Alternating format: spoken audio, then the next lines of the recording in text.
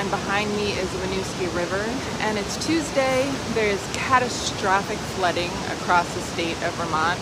People are truly suffering. We haven't seen conditions like this since Tropical Storm Irene in 2011 when I stood right here and watched the river.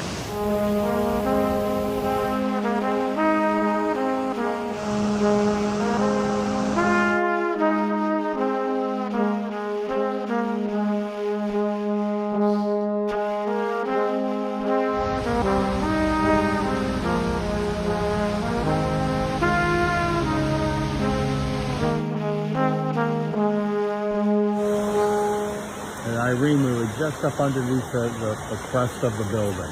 My name is Bob Ray. I live in Londonderry, Vermont with my wife, Kim. You would just get into this deluge of just rain coming down, and it was just amazing how much rain we got in a short period of time. We had some old sheet metal roofing, put that up as a barrier. The water came up about 2 feet from the side of the house, but it was always moving really fast. It was always flowing. The rescue squad came. They were from North Carolina, I think. Their sole purpose in life is to make sure your life is okay. The whole day it was just really fighting the storm, and we kind of came out on top. And it's wonderful that you were able to save your house. I mean, I was kind of watching on Facebook at these photos, like, Like Monday, the water was up. Tuesday, the water was still really high around our house. And then today, now we're dealing with all the silt and everything that's left in the yard, and we still have quite a bit of water in our yard. Kim took care of the grandkids, so I went down to this place called Jelly's, and I just kind of hung out there from about 8:30 in the morning till about 2 in the afternoon. Literally everything that they had went into a dumpster. Put on your boots, put on your shoes, and just, help out all you can. It's kind of like a family reunion, in a sense. Yeah, we're only a few blocks from our house. My name is Samara Stiles. I live in Barre City. Yeah, we've lived in Barre about a year. We moved here last April. So that's the park where I usually bring Izzy to play. The swing sets are underwater. Someone's car is underwater. I've talked to the neighbors. Everyone's saying they've never seen the water this high, ever. 1 block north of us was already underwater. Only 1 block from our house. And somehow we're just enough up in elevation that it didn't hit our street, thank goodness. Okay, the car is now fully submerged. They're actually putting out boats to rescue people now. Check on your neighbors. 1 block away from our house.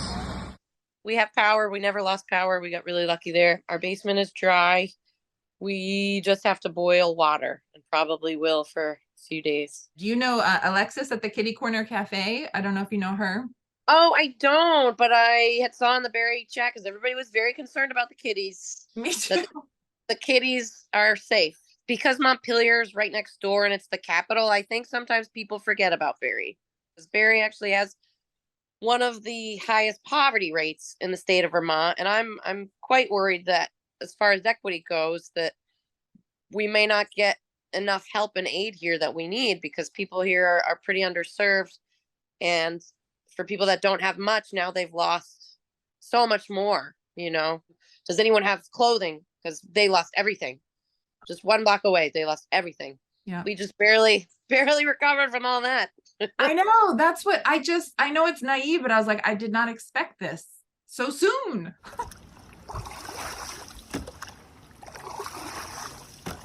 How's your family? We're safe and we're dry, and we're sitting here just waiting for the water to recede. Our son Fletcher, who in the video you made of us was 9 months old. He's 12 and in middle school now, and our other son is 11. And we never had actually told him the full story until the night before here. And we showed him both of your videos, the 4 days after and 4 months after Irene. And it was so good because it really helped him get perspective on it and not see it as just this big scary thing that could kill them, but instead seeing them as this thing that could be managed.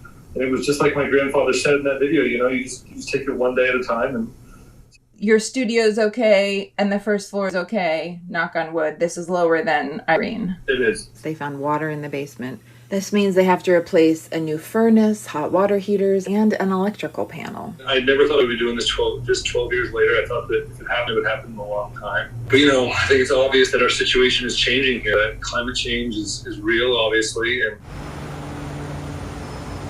I've lived in this house for 20 years. Going up and down Main Street today is what I called the symphony of the sump pumps. A canoe that is moored next to the bank.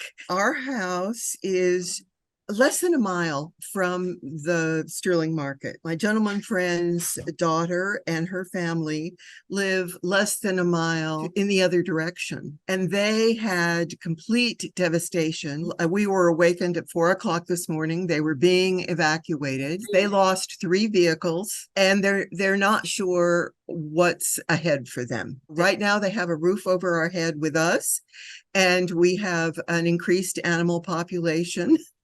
What kind of flooding did Johnson see in 2011 in Irene? It was devastation also. In fact, this is not the first rodeo for the Sterling Market, I hate to say. Well, I used to go to the Grand Union. I grew up in Johnson, so. Oh, did you? I did, yes. Anyone who remembers those years when there was no market, we certainly hope that they can resurrect like a phoenix. So my name is Tom Rogers, and I am a member of Stone Mountain Rescue. As the rain was accumulating and the flood waters were rising, the calls started stacking up one after another after another. They ranged from people stuck in vehicles who were trying to drive through water.